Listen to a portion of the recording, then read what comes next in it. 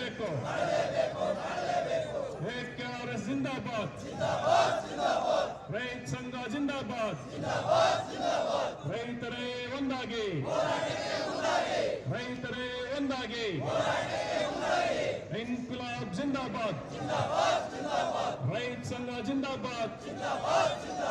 ಮಳೆಯ ಅಭಾವ ಕೊರತೆಯಿಂದ ಈ ಕೂಡಲೇ ರಾಜ್ಯ ಮತ್ತು ಕೇಂದ್ರ ಸರ್ಕಾರಗಳ ಮುತುವರ್ಜಿ ವಹಿಸಿ ಬರಪೀಡಿತ ಜಿಲ್ಲೆ ಎಂದು ಘೋಷಣೆ ಮಾಡಿ ಸೂಕ್ತ ಪ್ರತಿಯೊಂದು ಹಂತದಲ್ಲೂ ರೈತರಿಗೆ ಅನುಕೂಲ ಆಗುವ ರೀತಿಯಲ್ಲಿ ನೆರವು ನೀಡಬೇಕು ಅಂತೇಳಿ ಈ ಒಂದು ಹಮ್ಮಿಕೊಂಡಿರುವ ಪ್ರತಿಭಟನಾ ಸಭೆಗೆ ನಮ್ಮ KRSನ ಜಿಲ್ಲಾ ಸಂಚಾಲಕರಾದಂತಹ ರೈತ ಮುಖಂಡರಾದಂತಹ P. ಮಂಜುನಾಥ್ ರೆಡ್ಡಿ ಅವರು ಬಂದಿದ್ದಾರೆ.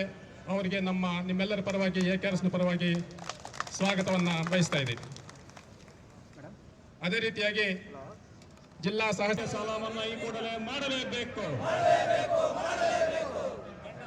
ಚಿಕ್ಕಬಳ್ಳಾಪುರ ಜಿಲ್ಲೆಯನ್ನು ಈ ತಕ್ಷಣ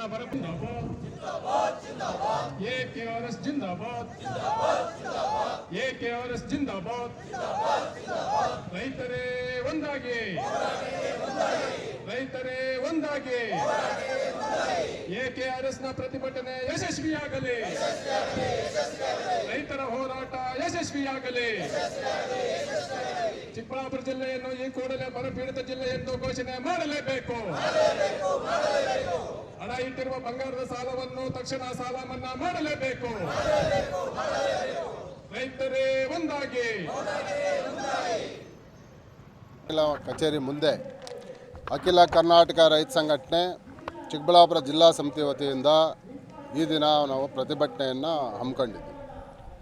ವಿಷಯ ಏನಂದರೆ, ಚಿಕ್ಕಬಳ್ಳಾಪುರ ಜಿಲ್ಲೆಯಲ್ಲಿ ಹಿಂದೆಂದಿಗೂ ಸುಮಾರು 30-40 ವರ್ಷಗಳಿಂದ ಹಿಡಿದು ಇದುವರೆಗೆ ಎಂದೂ ಕಂಡು ಕಾಣರಿಯದಂತಹ ಒಂದು ಬರ ಪರಿಸ್ಥಿತಿ ಚಿಕ್ಕಬಳ್ಳಾಪುರ ಜಿಲ್ಲೆಯನ್ನು ಆವರಿಸಿದೆ. 95%ಕ್ಕಿಂತ ಹೆಚ್ಚು ಪ್ರದೇಶದಲ್ಲಿ ಈಗ ಬಿತ್ತನೆ ಆಗಿಲ್ಲ. ಸುಮಾರು 75%ರಷ್ಟು ನಮ್ಮ ಚಿಕ್ಕಬಳ್ಳಾಪುರ ಜಿಲ್ಲೆಯಲ್ಲಿ ರೈತ ಬಾಂಧವರು ಇವತ್ತು ಮಳೆಯಾಶ್ರಿತ ಬೆಳೆಗಳನ್ನು ಬೆಳೀತಾ ಇದ್ದಾರೆ. 95%ಕ್ಕಿಂತ ಹೆಚ್ಚು ಪ್ರದೇಶದಲ್ಲಿ ಈಗಾಗಲೇ ಬಿತ್ತನೆ ಮಾಡಲಿಕ್ಕೆ ಸಾಧ್ಯವಾಗಿಲ್ಲ. ಈ ಪರಿಸ್ಥಿತಿ ಸುಮಾರು 30-40 ವರ್ಷಗಳಿಂದ ನಮ್ಮ ಜಿಲ್ಲೆ ಕಂಡಿಲ್ಲ ಅಂತ ಎಲ್ಲ ಹಿರಿಯರು, ಅಧಿಕಾರಿಗಳು, ಅಂಕಿಅಂಶಗಳು ಹೇಳ್ತಾ ಇದ್ದೀವಿ. ಇಂತಹ ಸಂದರ್ಭದಲ್ಲಿ ಈ ಜಿಲ್ಲೆಯಲ್ಲಿರ್ತಕ್ಕಂಥ ಬಹುಪಾಲು ರೈತರನ್ನು ಉಳಿಸಬೇಕಾದಂಥ ಜವಾಬ್ದಾರಿ ಇವತ್ತು ಸರ್ಕಾರಗಳಿಗಿದೆ. ಆದರೆ ಇದುವರೆಗೂ ಕೂಡ ಸರ್ಕಾರಗಳು ಈ ವಿಷಯದ ಬಗ್ಗೆ ಗಂಭೀರವಾಗಿ ಚಿಂತನೆ ಮಾಡೋದಿಲ್ಲ, ಗಂಭೀರವಾಗಿ ಯಾವುದೇ ರೀತಿಯ ಕ್ರಮಗಳನ್ನು ಮಾಡ್ತಾ ಇಲ್ಲ. ಆದ್ದರಿಂದ ಅಖಿಲ ಕರ್ನಾಟಕ ರೈತ ಸಂಘಟನೆ ಇವತ್ತು ಚಿಕ್ಕಬಳ್ಳಾಪುರ ಜಿಲ್ಲಾಧಿಕಾರಿಗಳ ಮುಖಾಂತರ ಕೇಂದ್ರ ಸರ್ಕಾರಕ್ಕೆ ಮತ್ತು ರಾಜ್ಯ ಸರ್ಕಾರಕ್ಕೆ ಒಂದು ಎಚ್ಚರಿಕೆಯನ್ನು ಒಂದು ಪ್ರತಿಭಟನೆ ಮುಖಾಂತರ ಇವತ್ತು ದಾಖಲೆ ಮಾಡಲಿಕ್ಕಾಗಿ ನಾವು ಇವತ್ತೆಲ್ಲರೂ ಕೂಡ ನಮ್ಮ ರೈತ ಬಾಂಧವರ ನಾಯಕತ್ವದಲ್ಲಿ ಕೇವಲ ಇವತ್ತು ಮುಖಂಡರಷ್ಟೇ ಇವತ್ತು ಇಲ್ಲಿ ಹಾಜರಾಗಿದ್ದಾರೆ. ಆದ್ದರಿಂದ ಈ ರಾಜ್ಯ ಸರ್ಕಾರಕ್ಕೆ, ಕೇಂದ್ರ ಸರ್ಕಾರಕ್ಕೆ ಚಿಕ್ಕಬಳ್ಳಾಪುರ ಜಿಲ್ಲಾ ರೈತರನ್ನು ಉಳಿಸುವ ನಿಟ್ಟಿನಲ್ಲಿ ಇಲ್ಲಿ ಬರ ಪರಿಸ್ಥಿತಿಯನ್ನು ನಿಭಾಯಿಸಲು ಬೇಕಾದಂಥ ಉಪಕ್ರಮಗಳನ್ನು ತೆಗೆದುಕೊಳ್ಳಬೇಕು ಅಂತ ಒತ್ತಾಯ ಮಾಡಲಿಕ್ಕಾಗಿ ನಾವು ಇವತ್ತು ಪ್ರತಿಭಟನೆಯನ್ನು ಹಮ್ಮಿಕೊಂಡಿದ್ದೀವಿ. ಇವತ್ತು ಏನಾಗಿದೆ, ರೈತರ ಬಗ್ಗೆ ಸುಮ್ಮನೆ ಪ್ರಮಾಣ ಸ್ವೀಕಾರ ಸಮಾರಂಭದಲ್ಲಿ ಹಸಿರು ಶಾಲು ಹಾಕೋ ಮುಖಾಂತರ ಇವತ್ತು ನಾವು ರೈತ ಪ್ರೇಮಿ ಅಂತ ತೋರಿಸ್ಕೊಳ್ಳೋಕ್ಕೆ ಇವತ್ತು ಸರ್ಕಾರಗಳು ಹೊರಟಿದೆ. ಆದರೆ ಇವತ್ತು ಕಿಂಚತ್ತು ರೈತರ ಬಗ್ಗೆ ಕಾಳಜಿ ಇಲ್ಲ. ರೈತರಿಗೆ ಇಷ್ಟೆಲ್ಲ ಅಭಾವ ಪರಿಸ್ಥಿತಿ ಬಂದಿದೆ. ಇವತ್ತು ದನಕರುಗಳಿಗೆ ಮೇವಿಲ್ಲ, ಅಲ್ಲಿ ಗ್ರಾಮೀಣ ಪ್ರದೇಶದಲ್ಲಿ ಕುಡಿಯಲು ನೀರಿಲ್ಲ. ಇವತ್ತು ರೈತರು ಸಾಲಗಾರರಾಗ್ತಾ ಇದ್ದಾರೆ. ಇವತ್ತು ರಾಷ್ಟ್ರೀಕೃತ ಬ್ಯಾಂಕ್ಗಳಲ್ಲಿ ರೈತರಿಗೆ ಸಾಲವನ್ನು ನೀಡ್ತಾ ಇಲ್ಲ. ಈ ಚಿಕ್ಕಬಳ್ಳಾಪುರ ಜಿಲ್ಲೆಯಲ್ಲಿರ್ತಕ್ಕಂಥ ಸಹಕಾರಿ ಬ್ಯಾಂಕ್ ಆದಂಥ DCC ಬ್ಯಾಂಕ್ ಇದುವರೆಗೂ ಒಂದೇ ಒಂದು ಸಾಲವನ್ನು ಇವತ್ತು ಕೊಡಲಿಕ್ಕೆ ಸಾಧ್ಯವಿಲ್ಲದೆ ಅಂತ ಪರಿಸ್ಥಿತಿ ಇದೆ. ಮತ್ತು ಕೇಂದ್ರ ಸರ್ಕಾರ ಇವತ್ತು ಬಹುಮುಖ್ಯವಾದಂಥ ಜವಾಬ್ದಾರಿಯನ್ನು ವಹಿಸ್ಕೋಬೇಕಾಗಿತ್ತು. ಇದುವರೆಗೆ ಈ ಒಂದು ಚಿಕ್ಕಬಳ್ಳಾಪುರ ಜಿಲ್ಲೆಯಲ್ಲಿ ಅಧ್ಯಯನ ಮಾಡಿ ಅಂಕಿಅಂಶಗಳನ್ನು ತೆಗೆದುಕೊಂಡು ಹೋಗಿ ಇವತ್ತು ಕೇಂದ್ರ ಸರ್ಕಾರದಿಂದ ಈ ಬರ ಅಭಾವ ಪರಿಸ್ಥಿತಿಯನ್ನು ನಿಭಾಯಿಸಲು ರಾಜ್ಯ ಸರ್ಕಾರಕ್ಕೆ ಅನುದಾನವನ್ನು ಬಿಡುಗಡೆ ಮಾಡಬೇಕಾಗಿತ್ತು.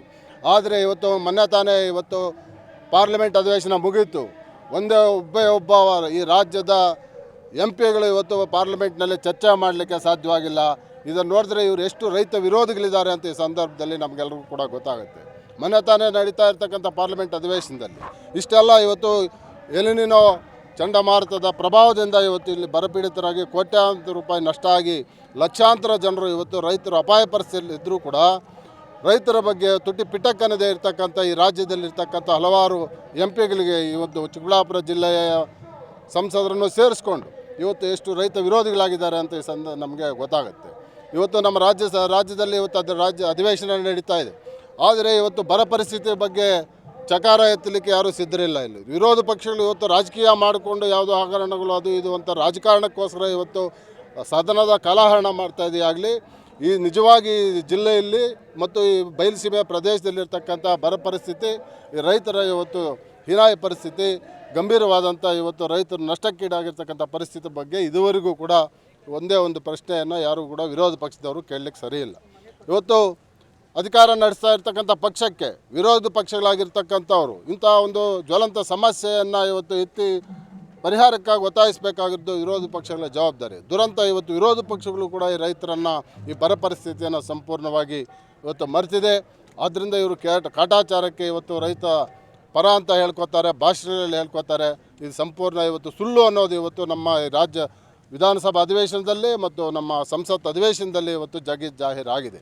ಆದ್ದರಿಂದ ನಾವು ಜವಾಬ್ದಾರಿಯುತ ರೈತ ಸಂಘಟನೆಗಳಾಗಿರ್ತಕ್ಕಂಥ ನಾವು ಇವತ್ತು ನಮ್ಮ ರೈತರನ್ನು ಇವತ್ತು ಸೇರಿಸಿ ಸರ್ಕಾರಗಳಿಗೆ ಇವತ್ತು ಎಚ್ಚರಿಕೆಯನ್ನು ರಾಜ್ಯ ಸರ್ಕಾರಕ್ಕೆ ಮತ್ತು ಕೇಂದ್ರ ಸರ್ಕಾರಕ್ಕೆ ಮುಖಾಂತರ ನೀಡ್ತಾ ಇದ್ದೀವಿ.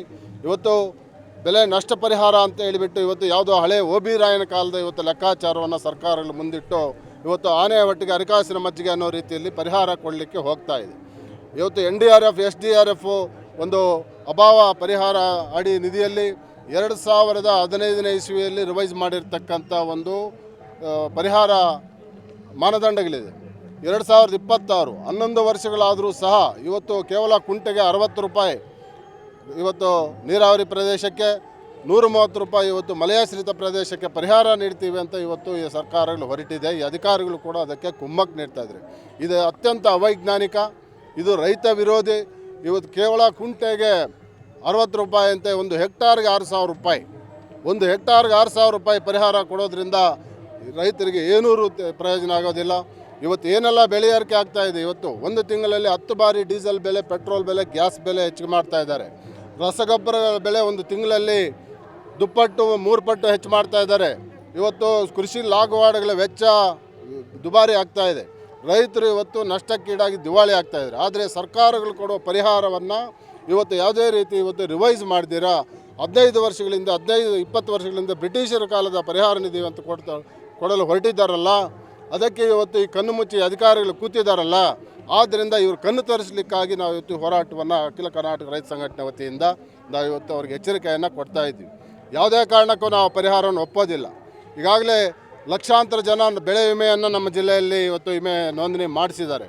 ಆದರೆ ಅವ್ರಿಗೆ ಇವರು ಹೇಳ್ತಾ ಇದ್ದಾರೆ ಪ್ರಿವೆಂಟಿವ್ ಸೋಯಿಂಗ್ ಅಂತ ಹೇಳಿಬಿಟ್ಟು 25% ನಾವು ಕೊಡ್ತೀವಿ ಅಂತ. ಖಂಡಿತ ಇದನ್ನು ನಾವು ಒಪ್ಪೋದಿಲ್ಲ. 25% ಕೊಟ್ಟರೆ ಏನಕ್ಕೂ ಪ್ರಯೋಜನ ಆಗೋದಿಲ್ಲ. ಇವತ್ತು ಹಲವಾರು ಇವತ್ತು ವ್ಯವಸಾಯ ಮಾಡಬೇಕಾದ್ರೆ ರೈತರು ಈ ದೇಶಕ್ಕೆ ಅನ್ನ ಕೊಡಬೇಕಾದ್ರೆ ಇವತ್ತು ರೈತರು ಇವತ್ತು ಸಾಲಗಾರರಾಗ್ತಾ ಇದ್ದಾರೆ. ಕೃಷಿ ಲಾಗುವಾಡು ಜಾಸ್ತಿ ಆಗ್ತಾ ಇದೆ, ವೆಚ್ಚ ದುಬಾರಿ ಆಗ್ತಾ ಇದೆ, ನೀರಿಲ್ಲ, ಮಳೆ ಇಲ್ಲ.